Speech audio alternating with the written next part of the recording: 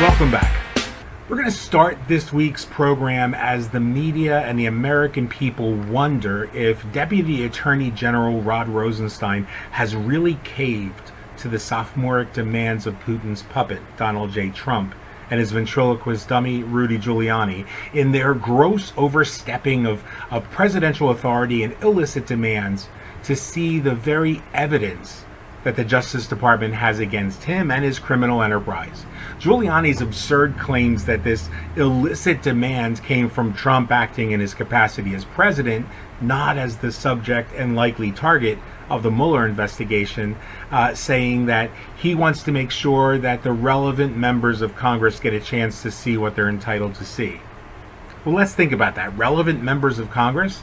Now, I realize that Giuliani has built a career on political doublespeak and kowtowing to the mob influence in New York.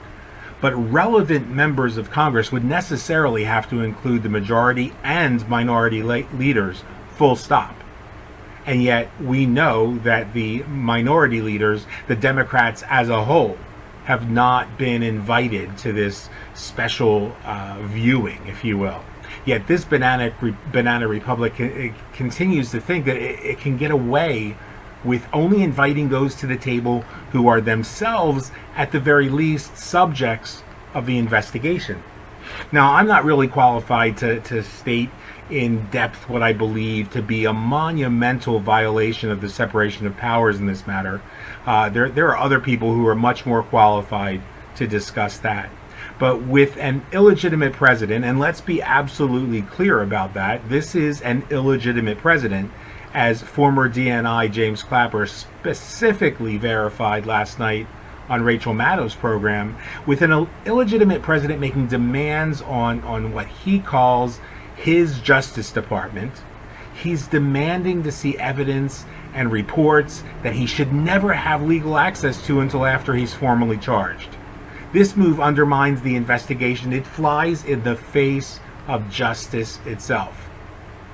The information shared could tip off other subjects so that they, including Russian operative Donald Trump and his cabal, could craft answers that misrepresent the facts in the case, and if and when they're interviewed, could skirt some of the questions that are most important to this investigation. You see, at this point, Mueller needs to step in and moments before the meeting occurs, formally indict Donald Trump for obstruction of justice, because that is exactly what this is.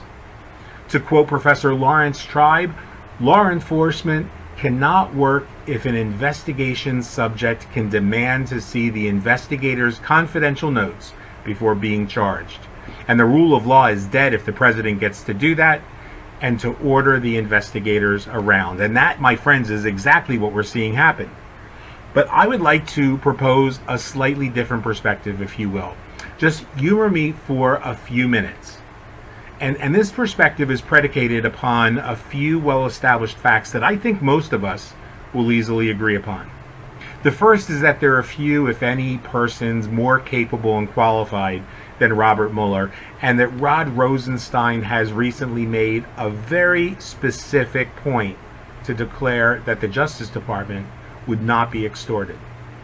Now, based on the incredible reporting by Louise Mensch of Patrobotic's blog, we know that sources with links to the intelligence community say that Carter Page is believed to have gone to Moscow in early July, carrying with him a pre-recorded tape of candidate Donald Trump offering to become the Moscovian candidate, to change American policy for more favorable policy toward Putin in exchange for the Russian government interfering with and hacking the U.S. election in 2016. Now, the fear was that the Inspector General Michael Horowitz, who's thought to be sympathetic to the illegitimate president, could simply write up whatever he wants in this investigation into the FBI. But I want us to stop for a moment. I recognize how frightening that possibility could be. But let's look at what Rosenstein and Wray have brilliantly done in this instance, possibly. You know, this is my thought. This is what I think is happening. And I just want you to entertain the possibility for a moment. Trump's new special prosecutor and Inspector General Michael Horowitz, as Louise Mensch reports, are about to be read into some very awkward things, including the basis for the FISA warrants. Probably most importantly, the basis for the FISA warrants. Now, for those who don't understand what being read in means, the process of being read into a compartmented program generally entails being approved for access to sensitive and restricted information, about receiving classified information, receiving a briefing about the investigation itself, and then formally acknowledging that briefing, usually by signing a non-disclosure agreement or something of that nature. So once Horowitz is read in, he can no longer just write up whatever the president wants him to write up, because now he becomes a witness to the material facts in the case. See, among those things he's going to see will be Devin Nunes's name on the transcripts with Carter Page, quite possibly even recordings of Nunes being called by Page from Moscow. He's going to see the names of Donald Trump Jr., Ivanka Trump, Paul Ryan, Reince Priebus, Jared Kushner, and others. He's going to learn that Paul Ryan is on recording talking to the Russians at the GOP convention, discussing money laundering, WikiLeaks, and the cover-up that he's been involved with and leading with Mitch McConnell ever since. So it's quite possible for Rosenstein to comply with the demands in a way that demonstrates and answers questions, but simultaneously neuters those who were supposed to make this go away for the illegitimate president. Now see, I think it's critical to remember James Clapper, who has served under every president from and including President John F. Kennedy until the last legitimate president, Barack Obama. James Clapper remained serving this country until the day the Moscovian candidate was installed on January 21st, 2017, has unequivocally stated that Trump is an illegitimate president. Therefore, every act from selecting his vice president to naming his cabinet, Supreme Court justices, and every executive order that moron has signed with his presidential Crayola marker is illegitimate as well. Now, my friends, we're going to see that one thing I'm absolutely certain of is that once these criminals are where they belong, behind bars or executed, our country will need to heal. Our country will need to come together and to rediscover the compassion upon which this country should have been founded in the first place. The kind of compassion that William Penn and the Quakers hoped to bring to this country before the Puritan influence and religiosity and fundamentalism began to erode that wonderful idea. So we'll be right back after this message from the Charter for Compassion. The principle of compassion lies at the heart of all religious, ethical, and spiritual traditions, calling us always to treat all others as we wish to be treated ourselves. Compassion impels us to work tirelessly to alleviate the suffering of our fellow creatures. To dethrone ourselves from the center of our world and put another there. To honor the inviolable sanctity of every single human being. Treating everybody without exception. With absolute justice, equity, and respect. It is also necessary in both public and private life. To refrain consistently and empathically from inflicting pain. To act or speak violently out of spite, chauvinism, or self-interest. To impoverish, exploit, or deny basic rights to anybody. And to incite hatred by denigrating others, even our enemies. Is a denial of our common humanity.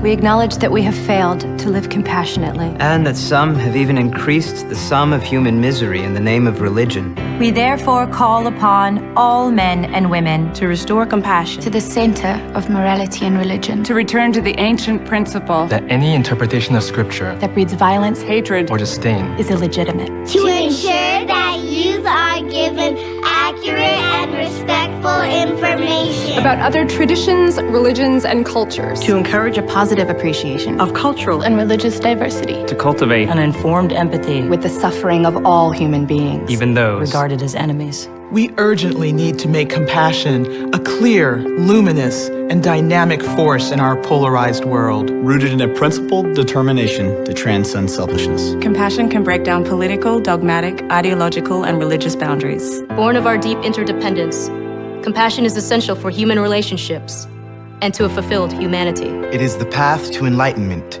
and indispensable in the creation of a just economy and a peaceful global community.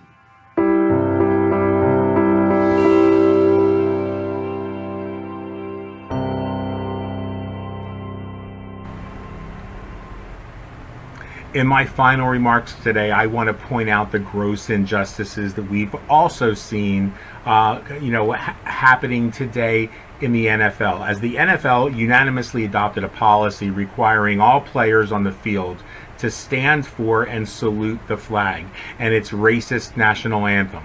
Two things I've always refused to do myself.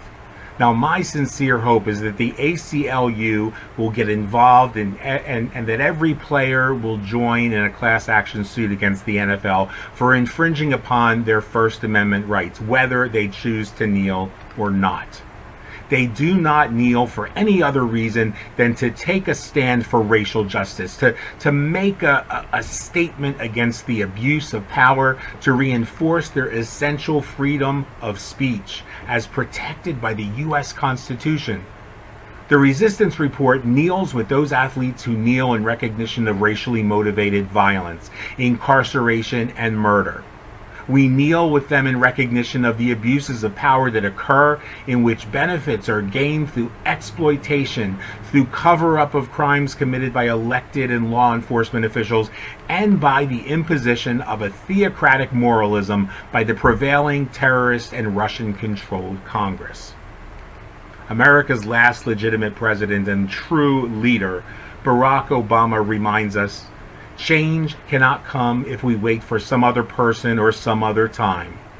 We are the ones we've been waiting for. We are the change we speak. Nothing's going to restore this once great country to the proud republic it once was, and rid our Congress of the vipers who value NRA money over children's lives, who attempt to legislate what a woman can do with her body, but then turn a blind eye to their president playing off a Playboy model for covering up and aborting his latest spawn.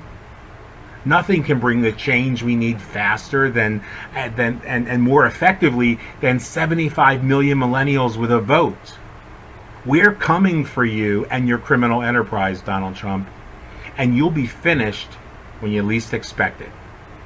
This is Dr. John Michael Salvato, and this has been the Resistance Report. Thank you for watching, and thank you for supporting our programming.